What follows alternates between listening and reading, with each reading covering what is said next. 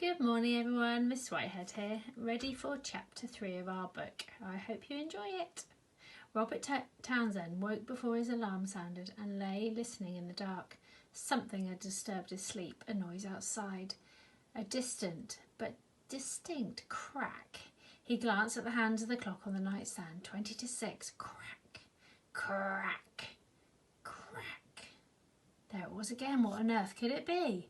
Robert jumped out of bed and stepped across the cold boards to the windows. Pulling back the curtains, he wiped the condensation from the glass with the sleeve of his nightshirt and peered out. The village was empty. He scanned the nearby countryside, searching for the source of the sound. In the distance, behind a line of trees, a beam of light cut through the mist and came swooping across the fields. The arc lamp of an airship, a big one by the looks of it, and unusual for this time of the morning. Robert knew every flight schedule by heart. Whenever he wasn't working, he loved to visit the local air station, which served Brackenbridge and the surrounding area.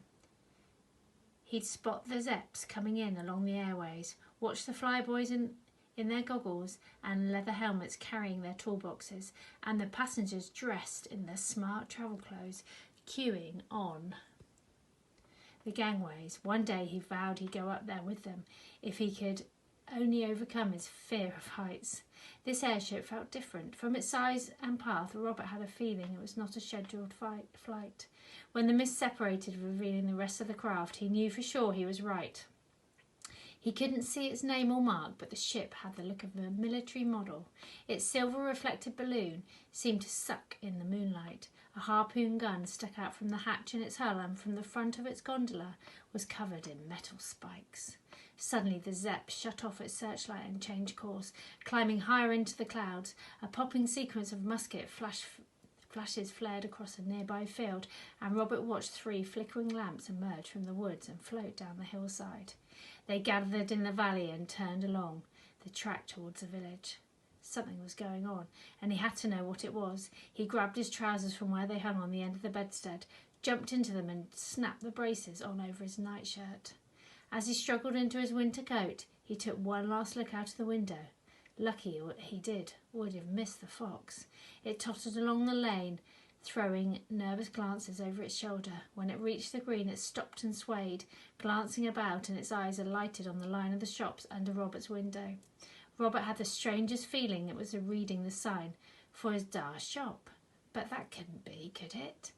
The fox nodded to itself and limped onwards. It passed a church and the walled graveyard beside the village green, then stumbled into Pincher's Alley, a scrubby track that ran behind a row of terrace air station workers' cottages.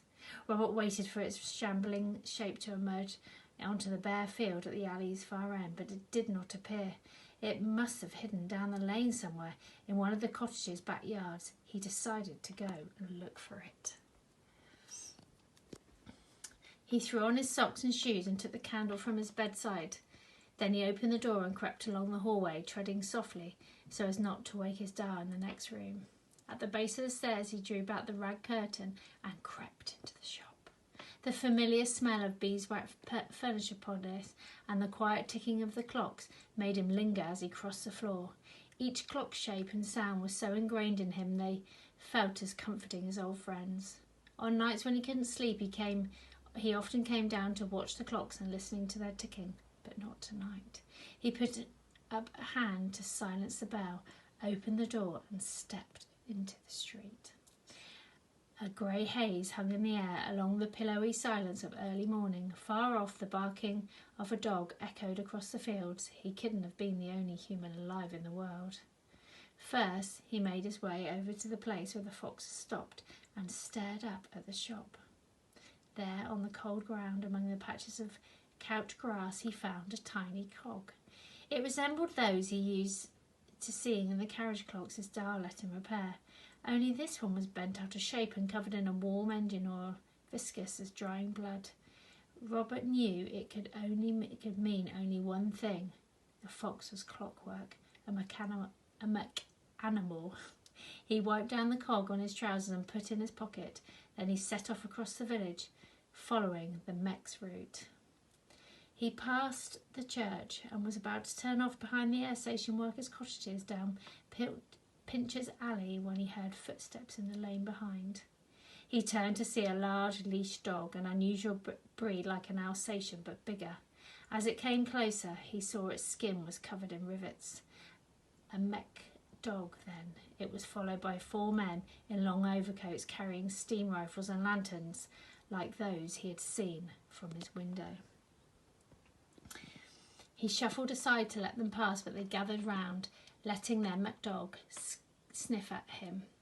When it got a good noseful of the oily mark on his trouser leg, it let out a growl. "Shut it," one of the men told the mechanical.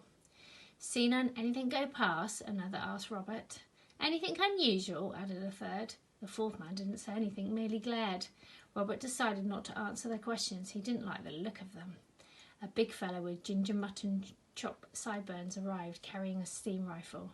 His body looked lumpen, like a sack of rocks. He resembled a crusher, only without the policeman's helmet. Above his upturned collar, his cheeks were as red as bulging blood sausages. And I'll carry on the next bit in a minute.